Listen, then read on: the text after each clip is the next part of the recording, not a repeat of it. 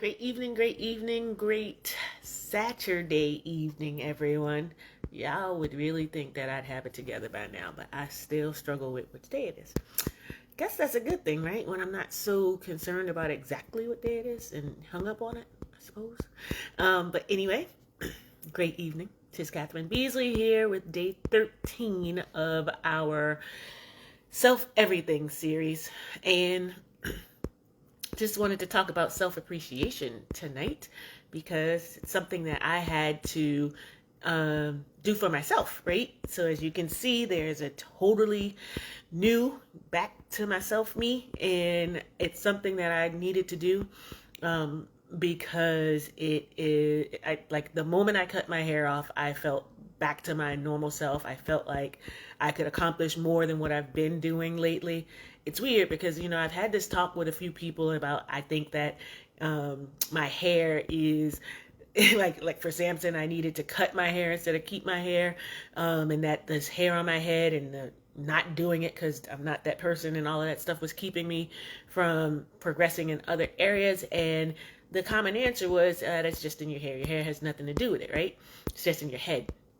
And a part of me absolutely believes that's true, except I still struggled with, confidence in certain areas. And certainly when my hair isn't done, your hair, mine isn't done, you don't feel as good.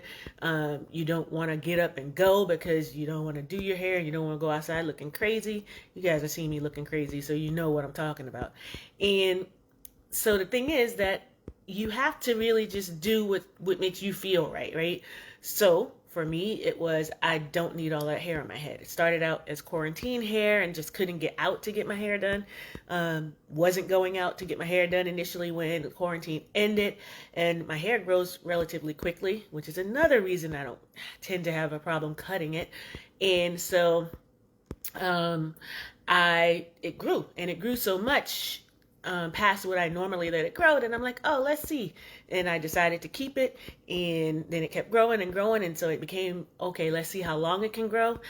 But me and hair just don't get along. So for me, and not just because I didn't want to do my hair, but that's a part of it, cutting my hair, even though it technically isn't what's holding me back on the one hand, was one of those things. But what I found is that I was really more self-critical because of the way that I looked when I didn't do my hair, or when, it got done, but then it was looking crazy in a couple of minutes. And so it did start to affect how I felt about everything else downstream because of that. So not having my hair as long is something that, like, immediately when it started to get cut off, I felt better, absolutely better about everything. It's like, number one, when I see a woman with short hair, I'm like, she has to be the most confident, right? She just exudes a certain air. And I feel like that about myself.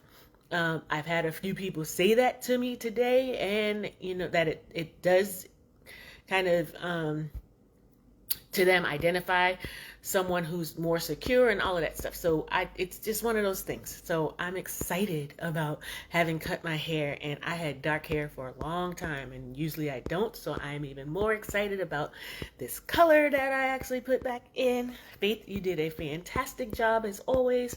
And thank you, Lisa. I appreciate you always, by the way.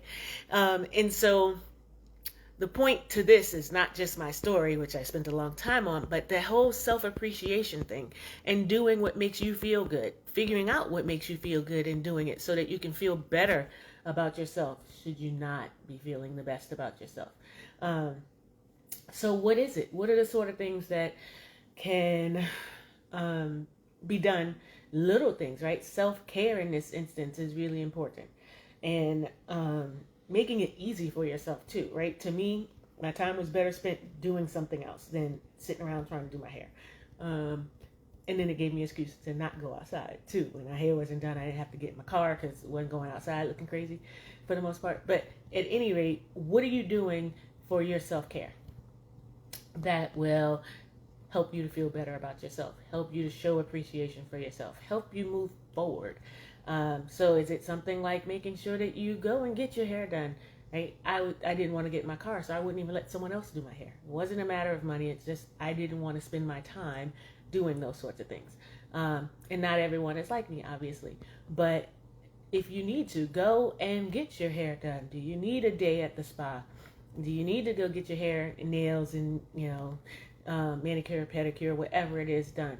And I'm naming off like womanly things, but whatever. Get a massage, go for a walk, whatever it is to help you care for yourself and feel better about yourself is what you need to do. We as people, period, not just women. Because it makes a huge difference in your progress elsewhere in your life, right? When you feel good about yourself, you treat people better because you're treating yourself better. When you feel good about yourself, things may not get to you as much as they may in other situations. So it could in other situations. So feeling good about yourself just has a downstream effect all around. So you start there and things just start to feel better, look better. You look better. So let me know. How do you feel about this? One, I'm very curious how other people feel about the whole hair thing. Like I said, I know my hair being short isn't the cure-all, right? I have to do the work and put in the action. I am the studier. I will read and take a course and do all of the stuff to gain the knowledge. So me and applying knowledge is a work in progress, to the level that will take me to where I need to go. But I'm getting there. And it's a work in progress. I'm better about certain things when it comes to business than others, and I'm being more transparent than maybe some people think I should be. But I just feel like it's important for people to know that it's not so easy. And there are people who seem like they have it all together, who don't, or they have it all together in certain areas, but not others. So we don't want to compare ourselves to anybody and put undue pressure on ourselves, and just practice getting better, right? 1% better each day.